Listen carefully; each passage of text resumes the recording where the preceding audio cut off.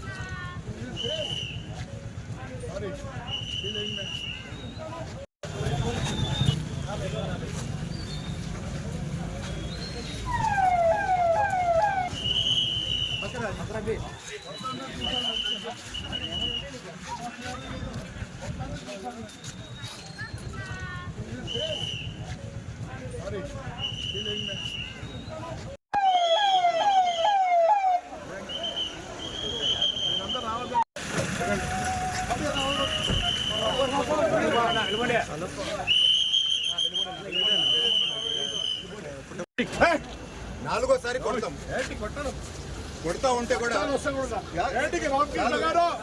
అక్కడ కొడుతుంటే మమ్మల్ని అడుగుతూ ఉంటారు కాగితాలు మమ్మల్ని కాగితాలు అడుగుతూ ఉంటే వాళ్ళు కొడతా ఉంటే మమ్మల్ని కాగితాలు అడుగుతూ ఉంటారు.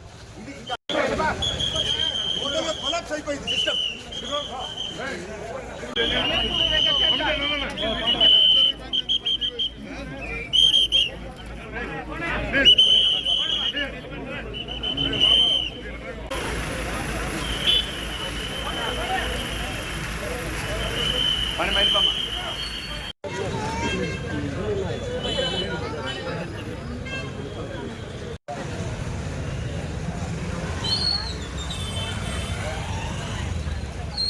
మున్సిపాలిటీ అండి, ఇది మూడోసారి ఎమ్మెల్యే ఆయన కొడుకు ఏజెంట్స్ని కొడతాము, అందరినీ భయభ్రాంతులు చేయటం. ఇప్పటికీ ఎస్పీ గారికి కంప్లైంట్ చేయడం జరిగింది, ఎలక్షన్ కమిషన్కి కంప్లైంట్ చేయడం జరిగింది. ప్రతి అర్ధగంట పోయి మనుషుల్ని భయపెడతా ఉండరు, ఒక్కొక్క బూత్ దగ్గరకు పోయి కొడతా ఉండరు. అసలు ఎమ్మెల్యే కొడుక్కి ఏ విధమైన పర్మిషన్ లేదని కూడా మా దృష్టికి వచ్చింది. అందుకని తక్షణమే యాక్షన్ తీసుకోవాలా అని చెప్పి ఎలక్షన్ కమిషన్ని మేము డిమాండ్ చేస్తూ ఉన్నాం. సో ఈ విధంగా కొడతాం ఎంతవరకు కరెక్ట్? ఇది మూడో ఇన్సిడెంట్ నేను ఇప్పుడు రిపోర్ట్ చేస్తున్నాను. సో అసలు ఈ విధంగా జరిగితే ఎలక్షన్స్ ఫ్రీ అండ్ ఫేర్గా జరుగుతాయా? నేను సూటిగా ప్రశ్నిస్తూ ఉన్నాను. తక్షణమే ఎమ్మెల్యే పైన, ఎమ్మెల్యే కొడుకు పైన, సాయి అంటే ఆయన పేరు, యాక్షన్ తీసుకోవాలని చెప్పి మేము డిమాండ్ చేస్తూ ఉన్నాము. ఇంకా పైన ఇట్లా జరగనీయకుండా యాక్షన్ తీసుకోవాలి, ఇమ్మీడియట్గా యాక్షన్ తీసుకోవాలని చెప్పి మేము కోరుతూ ఉన్నాం. పాటు ఉండే గన్మెన్లు కూడా కొడుతూ ఉండరు. సో ఇంతకన్నా రౌడీజం ఏమన్నా ఉంటుందా? అక్క ఎంత బాధపడతా ఉందో చూడండి. మేము కొట్టిపోతారా సార్? ఎమ్మెల్యే అనే వాళ్ళు అట్లా కొట్టిపోతారు. ఎక్కడైనా కొట్లాటలు జరిగేటప్పుడు వాళ్ళు ఆపాలా? వాళ్ళే కొట్టిపోతే ఎట్లా? మాది తప్పు ఏమైనా చేసింటే నా తప్పు అంటే నిలబడిన వ్యక్తికి అట్లా కొట్టిపోతే ఆయన ఎమ్మెల్యేనా అసలుకి?